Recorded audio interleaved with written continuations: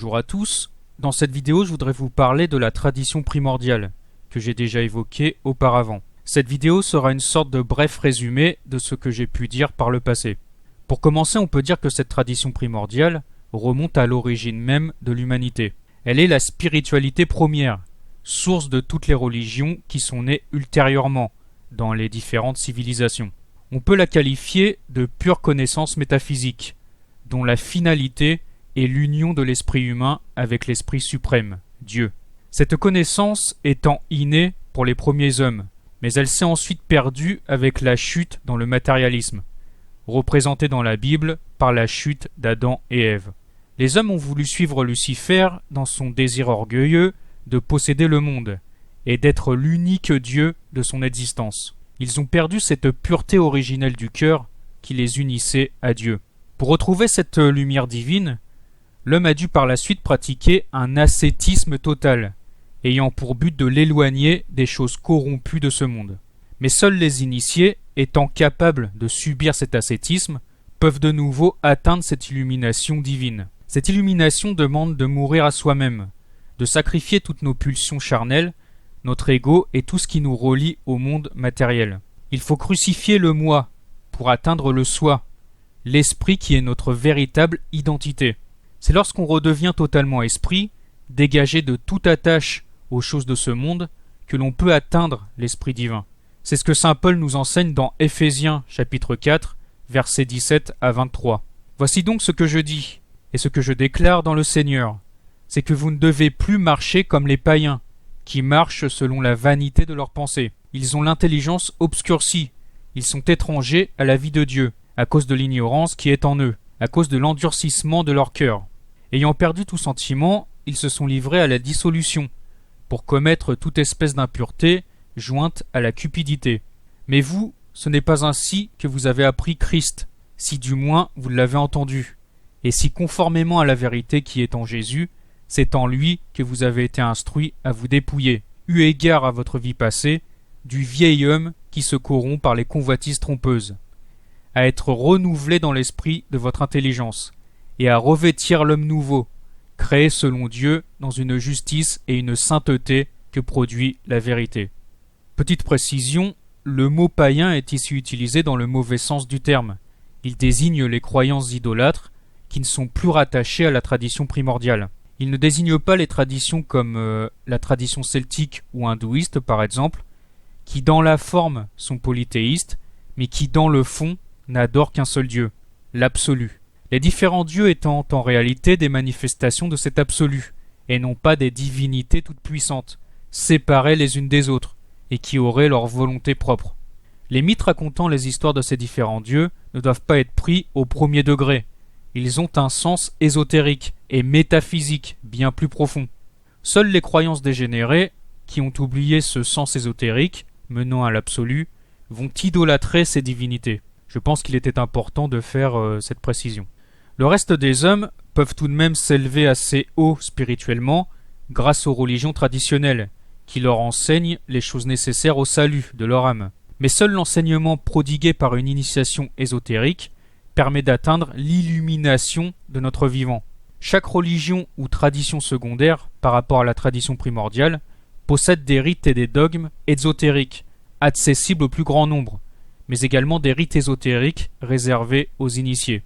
Bien souvent, les rites religieux exotériques et ésotériques sont les mêmes en apparence, comme si les voies ésotériques et exotériques étaient deux faces d'une même pièce. Mais dans la voie initiatique, ces rites ont une signification bien plus profonde. Chaque tradition ésotérique possède des fragments plus ou moins importants de la tradition primordiale. Si l'on regroupait le savoir ésotérique de chaque tradition, on pourrait reconstituer la tradition primordiale. Mais cela est pratiquement impossible, surtout de nos jours, car les initiés, à cause de l'influence de plus en plus grande de Satan sur le monde, ont été farouchement combattus et rejetés, parfois même par la propre tradition à laquelle ils appartenaient. Aujourd'hui, ils se font plus que rares, ils vivent même cachés du monde. Comme exemple d'initiés qui ont été farouchement combattus et même massacrés, on pourrait citer les Templiers, qui ont été décimés par le roi de France Philippe le Bel, avec sans doute la complicité du pape. Le pape et le roi de France étant les représentants du côté religieux, exotérique de la tradition catholique, qui s'est débarrassé de son pendant ésotérique. Je parle d'ailleurs un peu plus longuement des Templiers dans une précédente vidéo, si cela vous intéresse. L'Église ayant été infiltrée par Satan depuis longtemps, il n'est donc pas étonnant qu'elle ait fini par rejeter sa voie ésotérique. Je vais compléter ce que je viens de dire par quelques citations. D'abord celle de Wikipédia, qui donne une définition à la fois simple et juste de la tradition primordiale.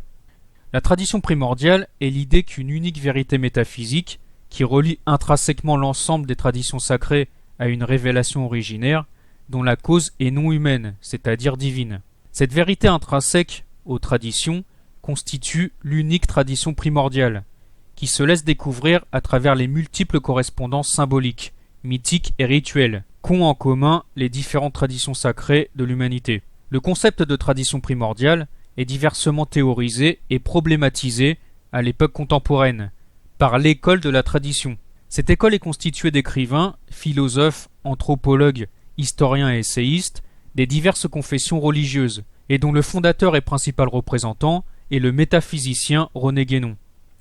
Pour lui, la tradition primordiale désigne la plus ancienne tradition de l'humanité, d'origine métahistorique, qui est commune à l'ensemble des traditions authentiques et orthodoxes, dont les traces et signes apparaissent très lisiblement dans les symboles, rites et mythes des différentes formes traditionnelles ou religions observables. La tradition primordiale est un concept qui se réfère aux mythes fondateurs des différentes traditions sacrées de l'humanité. Par exemple au paradis terrestre de la Bible, à l'âge d'or de la mythologie gréco-romaine ou encore au Krita Yuga hindou.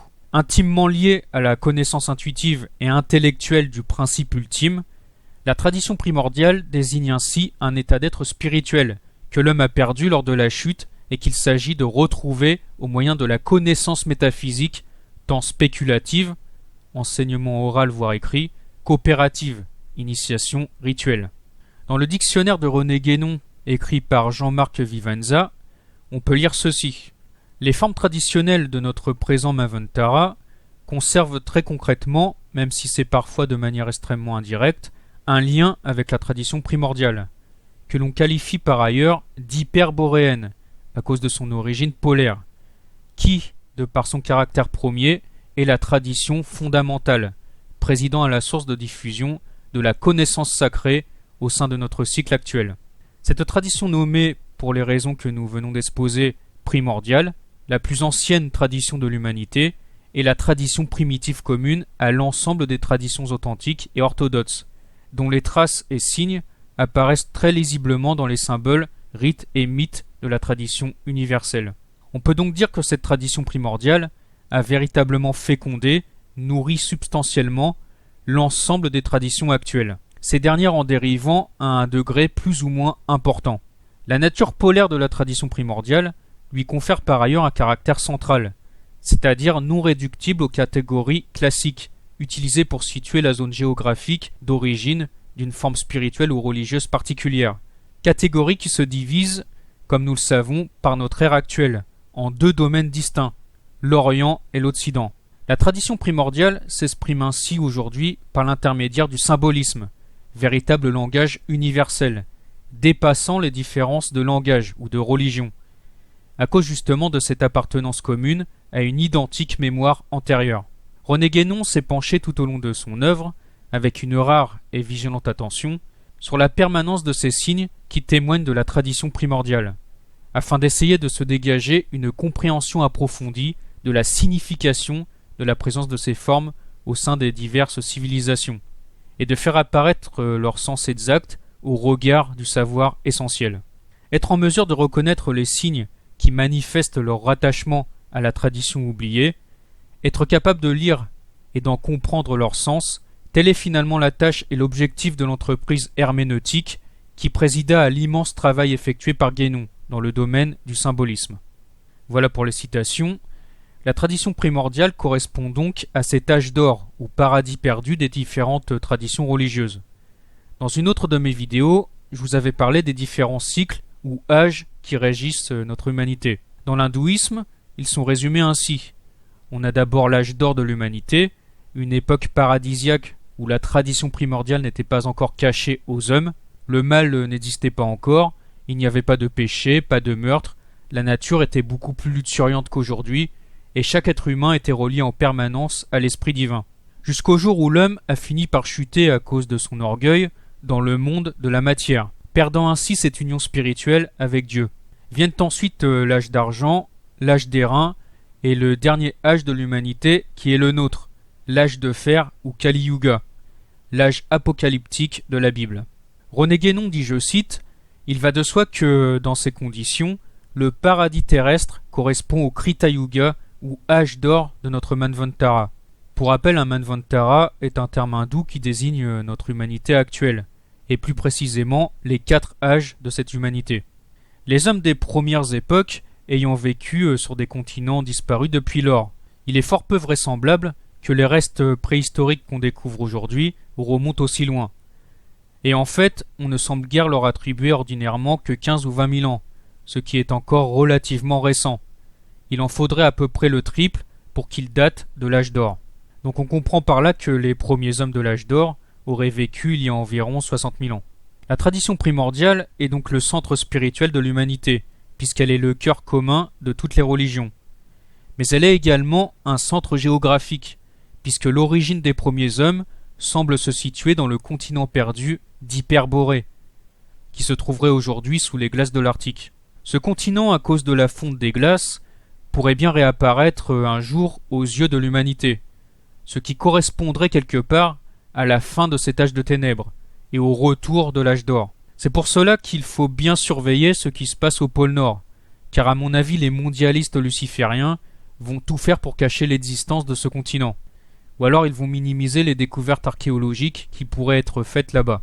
D'après le site laup.com, loin au nord, quelque part près des régions glacées du pôle Nord, une légende parle d'une civilisation ancienne et presque oubliée, d'un caractère mythique. On dit que la civilisation hyperboréenne a été florissante dans les régions les plus septentrionales de la planète, à une époque compatible avec un habitat humain. Selon certains systèmes ésotériques et traditions spirituelles, l'Hyperborée constituait le début de la civilisation terrestre et céleste, le foyer de l'homme originel.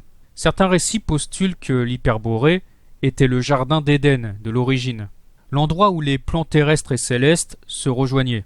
Et on dit que l'homme transgressa la loi divine dans cette civilisation de l'âge d'or, le prix ultime étant son bannissement dans le monde extérieur. L'homme s'aventura dans d'autres régions de la Terre, établit de nouvelles civilisations et mit un terme à ce grandiose et glorieux âge d'or.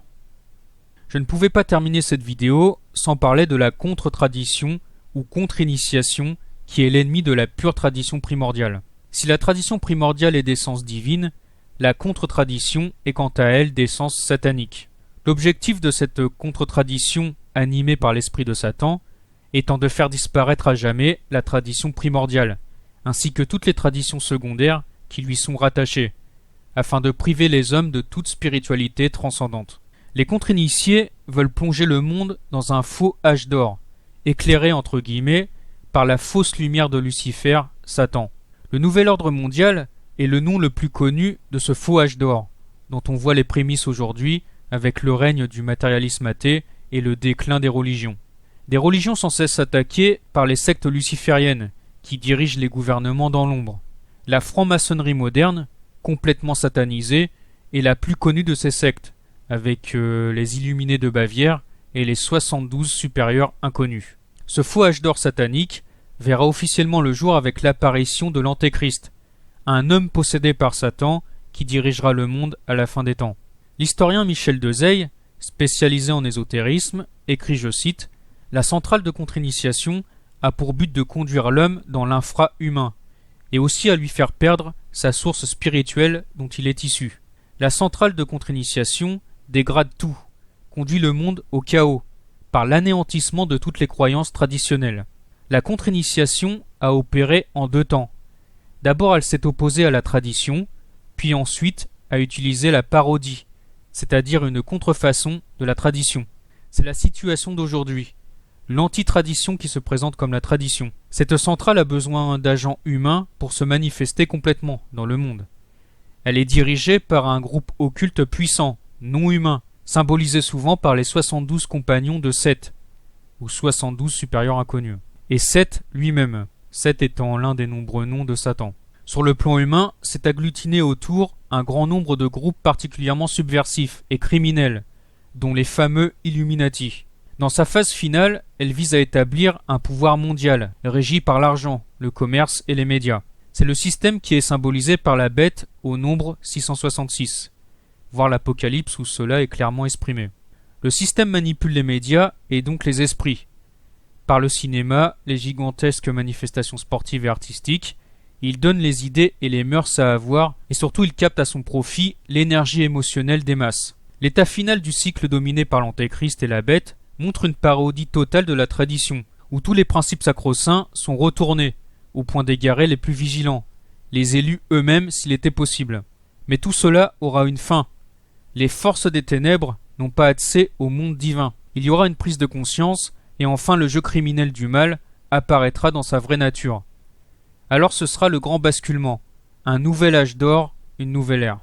René Guénon, dans son livre Le règne de la quantité et les signes des temps, écrit, je cite, « Ce règne de la contre-tradition est en effet très exactement ce qui est désigné comme le règne de l'Antéchrist. Celui-ci, quelque idée qu'on s'en fasse d'ailleurs, est en tout cas ce qui concentrera et synthétisera en soi, pour cette œuvre finale, toutes les puissances de la contre-initiation, qu'on le conçoive comme un individu ou comme une collectivité.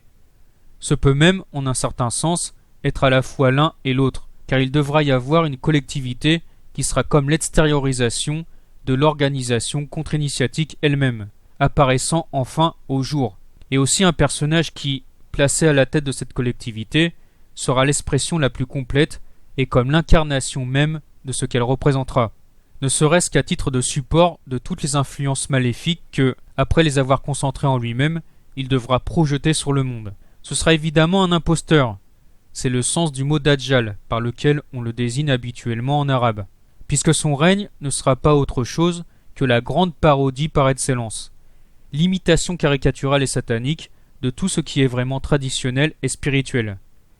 Mais pourtant, il sera fait de telle sorte, si l'on peut dire, qu'il lui serait véritablement impossible de ne pas jouer ce rôle. Ce ne sera certes plus le règne de la quantité, qui n'était en somme que l'aboutissement de l'antitradition.